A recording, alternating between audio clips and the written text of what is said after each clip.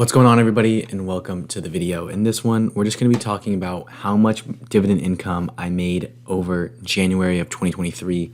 For the first month, we're going to be going over how my portfolio did overall, a few changes that went on within my dividend stock portfolio, and a lot to go over. So if you do enjoy this type of content, I'll ask you to subscribe to the channel and to turn on post notifications so you don't miss out on any of my future content. And let's go ahead and get straight to the video. So as you can see, I'm using M1 Finance. If you do not use M1 Finance, I'm a huge fan of them. Check the link in the description down below to get a free $100 just by depositing $100 into the account. It's free money. Lock it in while you can. Let's go ahead and talk about how my portfolio did. So if you're new to the channel, my portfolio is broken down into two different sectors, two different really sections, I guess. The dividend portfolio, which is where I have individual stocks, a few ETFs, and I'm mainly aiming to just build that dividend income, that dividend snowball effect. And then the 25% is coming into passive investing pie. Pretty much, I'll just kind of show you, it's just SPY and VU, kind of the same ETF, just split in a 50-50 way.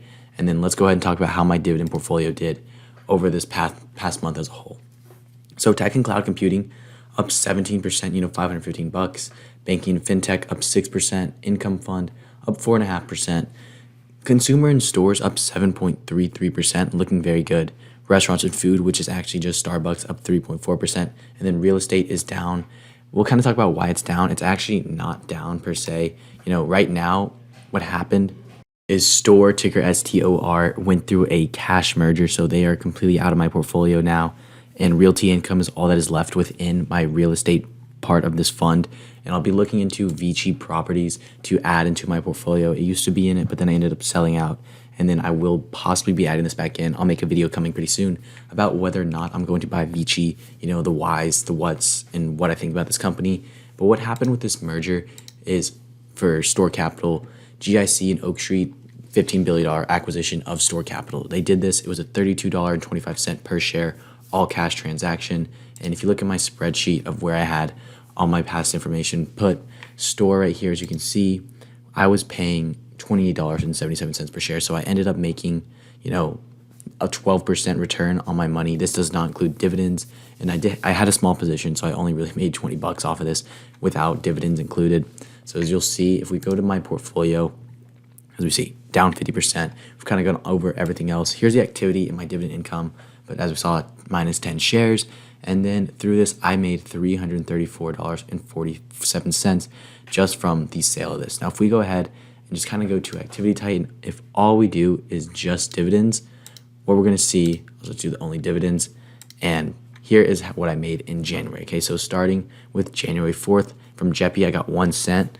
I'm kind of trimming down this position right now. From QILD, I got 68 cents. From XYLD, I got $6.76. From Realty Income, I got $1.20. SPHD, I got $3.07. From XYLD, I got $7.25. From QILD, I also got 72 cents. From JP Morgan, I got another $5.13. And then from SPY, I got $4.50. And from TD Ameritrade, I got $8.57. But because of the foreign issues and things like that, the dividend deduction was $1.29. So if we go ahead and just kind of break down all this information, I can go ahead and go to my dividend calendar and income tracker, which I'm kind of working on adding how to get where you can insert your portfolio and it'll manually keep track of, it'll automatically keep track of how much, shares you own and how much your average cost is, so that you don't have to manually type that in. And once I get that all done, I will be adding that into this. There is a little bit more that I have to add, like QILD right here. It says $1.40. And if we do it, QILD, 72 cents plus the 68 cents, $1.40. So everything right now is manually input. I'm trying to work on getting it not manually input. So I will be adding this in the future. But right now, for 2023, I've made $36.59 in dividends just from January. And then, with the spreadsheet comes the annual dividend income. So right now, in 2022, I made $397.87. In 2023, I made $36.59. Looking to continue to grow this dividend income, reinvest the dividends, let the dividend snowball effect come into play. And so just looking at my portfolio tracker, seeing how everything is doing, here's kind of what I've got built up right now. And if you are interested in this, make sure to leave a comment below so I know if this is worth, trying to even give to you guys, through Patreon or something like that. But right now we've got portfolio allocation, tells you the percentage of how much stocks you own out of your entire portfolio, sector diversification, and then industry diversification, and then estimated annual dividend income, just off a number of different factors. This doesn't really include dividend growth and things like that. You know, you kind of have to do that yourself, but it also does give you your dividend yield on cost. Another really good thing to see. If we go to track your dividends, just to show you my portfolio, my yield on cost right now is sitting at 2.59% with a yield of 2.67%.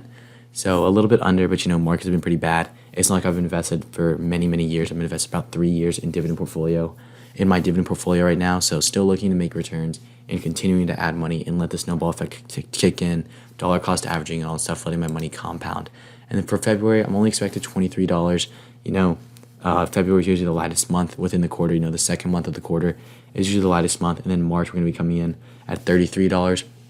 Going to continue to keep adding money, making sure, seeing if there is dividend cuts coming. I know there's a few companies that have been talking about it, and one I believe has actually done this. It's an ETF, so it's a little bit different. But I will be making some changes, trying to trim off all the fat in my portfolio and going to do the best I can to get highest quality, best bang for your buck. But that is going to wrap it up for this video. So if you did enjoy it, make sure to subscribe to the channel and turn on those post notifications so you don't miss out on any of my future content. Thank you again for stopping by. Leave a comment below what you think about the video, what you think about possibly getting this portfolio tracker and a few other spreadsheets that I've made. And check out M1 Finance if you haven't already. Use the link in the description down below. You can get 100 free bucks. Check it out while you can, and I will see you in the next video.